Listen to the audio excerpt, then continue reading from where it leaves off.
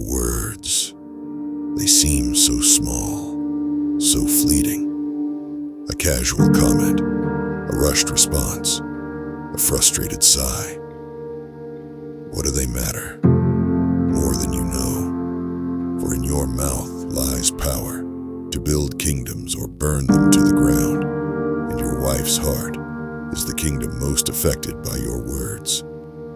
The tongue has the power of life and death, Solomon warns in Proverbs, and those who love it will eat its fruit. Every day, your words are planting seeds in your marriage. But what are you growing? Life or death? Confidence or insecurity? Trust or suspicion? Joy or fear? Think of your wife's heart as a garden. Your words are either water that nourishes or acid that destroys.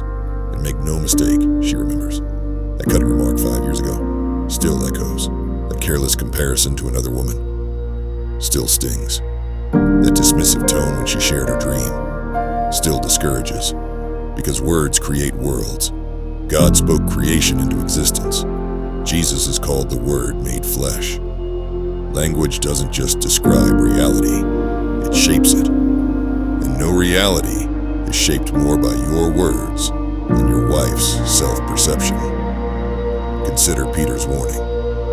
Husbands must live with their wives in an understanding way, so that nothing may hinder your prayers.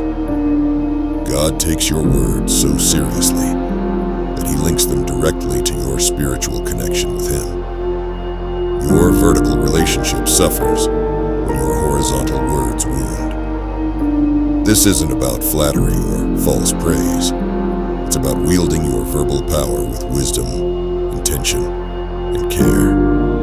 It's about recognizing that your role as husband includes being chief encourager, primary defender, and constant truth speaker into her life. So how do you use your words to build rather than bury? First, speak vision consistently. Not just who she is, but who she's becoming. See potential she can't see yet, and call it forth with confidence. In Numbers, God renamed Abram to Abraham, father of many, long before he had children. Your words can similarly call forth her future. Second, resist criticism carefully. The problem isn't identifying areas for growth, it's how and when you do it. Ephesians instructs us to speak the truth in love. Truth without love is brutality. Love without truth is sentimentality. Find the middle ground of gracious honesty. Third, apologize quickly.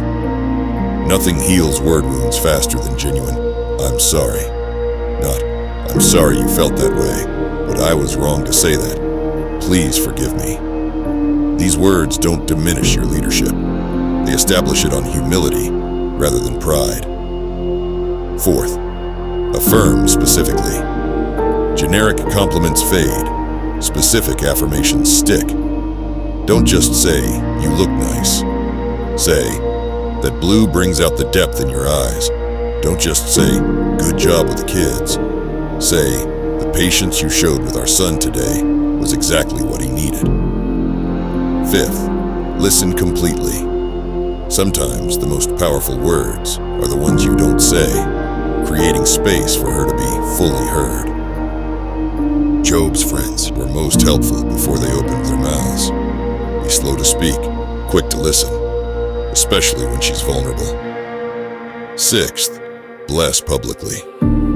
Paul commands husbands to love their wives as Christ loved the church, a love displayed openly, not just behind closed doors. Your public words about her shape how others see her and how she sees herself. Praise her in front of others. Finally, speak God's truth faithfully. Your wife needs more than your perspective. She needs Scripture's perspective, spoken with gentleness. When insecurity strikes, remind her of her identity in Christ. When fear overwhelms, speak promises of God's faithfulness. Remember, your words outlive the moment they're spoken. They echo in her mind, shape her confidence, influence her security. Long after you've forgotten what you said, she's still feeling its impact. So choose carefully, speak thoughtfully, build intentionally, because the woman who stands beside you isn't just your wife. She's God's daughter, and how you speak to her reveals everything about how you view both her and the Father who entrusted her to your care. Your words hold power. Use them not to bury her heart, but to help it flourish, not to diminish her light, but to fan it into flame. Not just to share information, but to shape her world, one life-giving word at a time.